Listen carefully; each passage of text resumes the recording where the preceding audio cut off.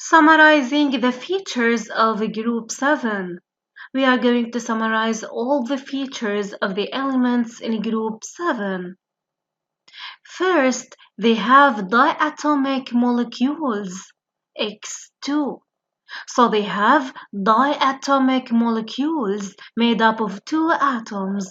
So because of that, all of the atoms have number 2 below in their molecular formula, like Cl2, I2, Br2, and others. Okay, go from gases to liquids to solids as you go down the group. First, they are gases, then they become liquids, and after that, they become solid as we go down. Because if you remember, fluorine and chlorine are gases, whereas the bromine is liquid and iodine is solid. Okay? Alright?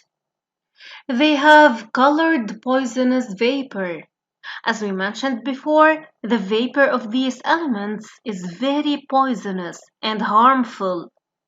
They form ionic salts with metals and covalent bonds with nonmetals.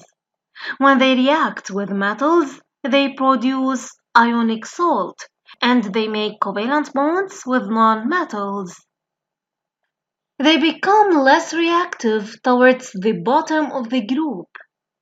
We saw that as we go down, they become less reactive. First the chlorine, then bromine, and then the last one, iodine.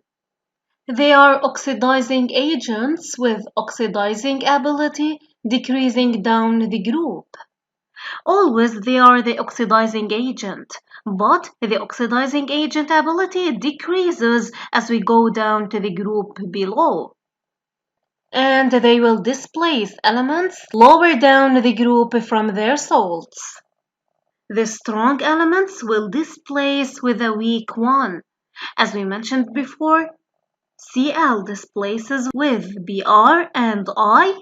Chlorine displaces with bromine and iodine since it is stronger. Okay? So these are the features or the properties of the elements in group 7 that's called the halogens.